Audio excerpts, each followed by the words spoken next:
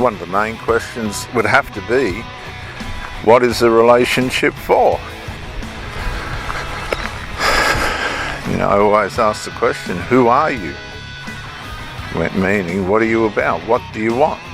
And if you're relatively fit and healthy, particularly around the age of 60, which is, you're in the top 5% if you are,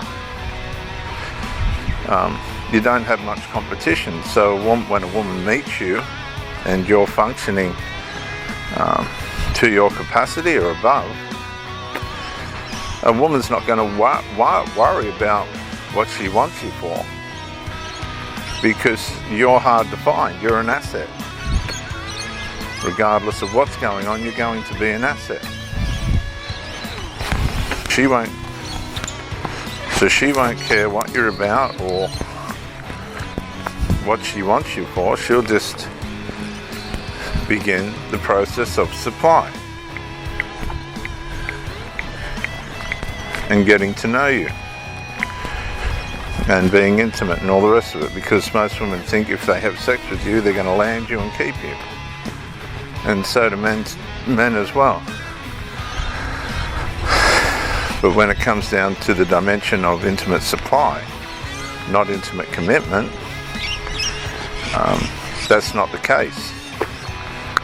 And the mind will boggle, the mind will struggle and wrestle with this. And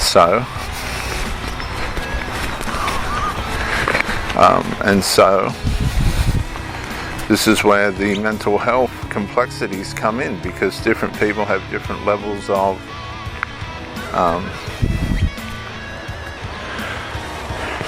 ways in which they manage being used as supply.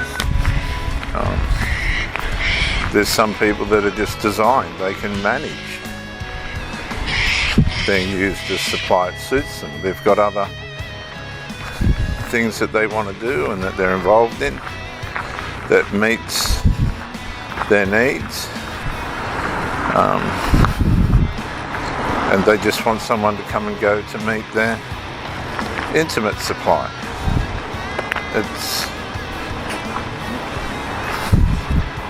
And that could be the masses in this era, in the 2025, as it were, date,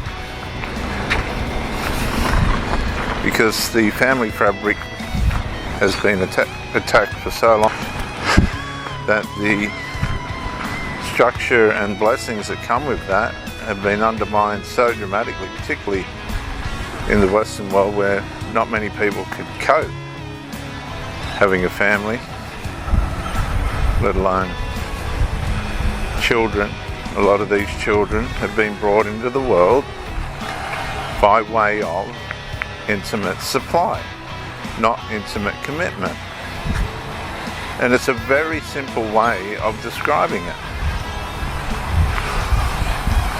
They've been brought into the world by way of intimate supply, not intimate love and commitment.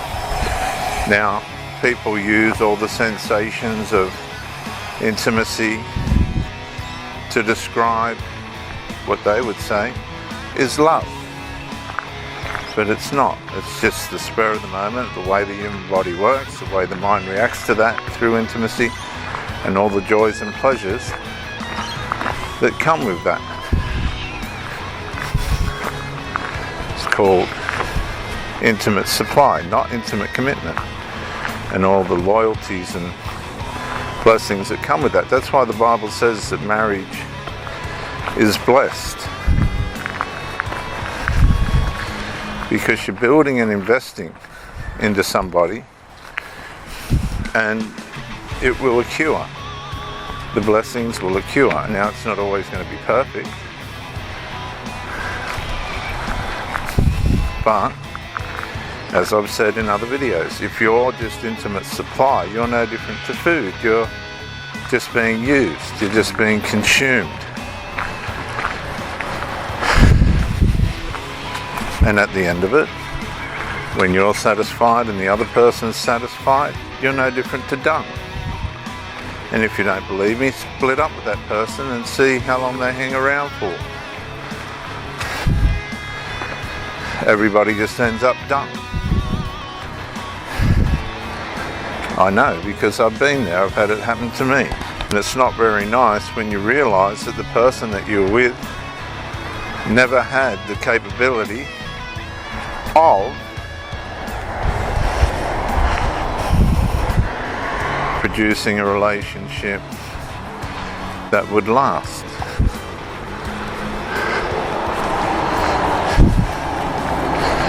They were just using you for supply. And of course, while you're trying to build a relationship with them and it's not working, and you sense this void between you, this dark void,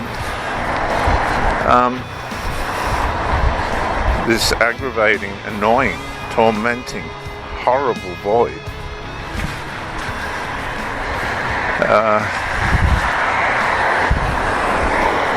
Then you start to realize that you can be used solely as supply and be put to the side until you're ready, or the other person's ready to use you again. I have watched women,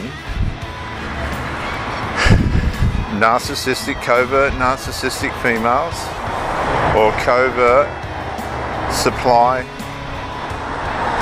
seeking females, do this to me on many occasions, and I've rebelled against it. I've gone, no, I will not be used as supply. You're not going to condition me to your convenience. But this is what the covert female narcissist will try to do. And whether she succeeds or not, she will disintegrate and disappear eventually anyway, because she won't be able to contend with you trying to stay in order. So this tells us that supply doesn't work. It just does not work, and it never did work.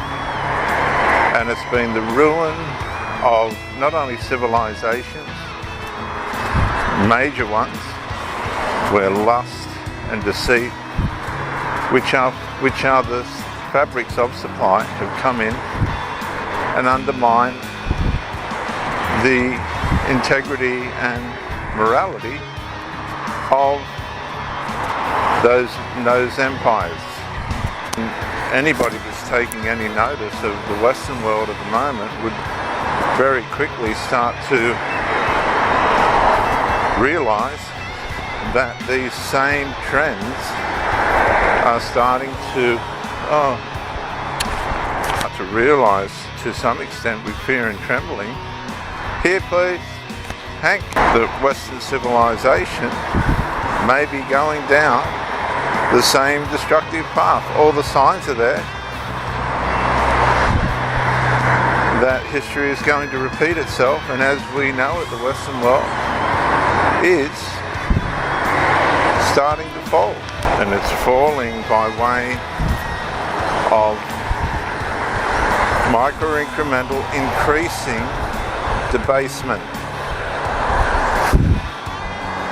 And that may not suit a lot of people, but unfortunately that's the way that it is. That's what's happening.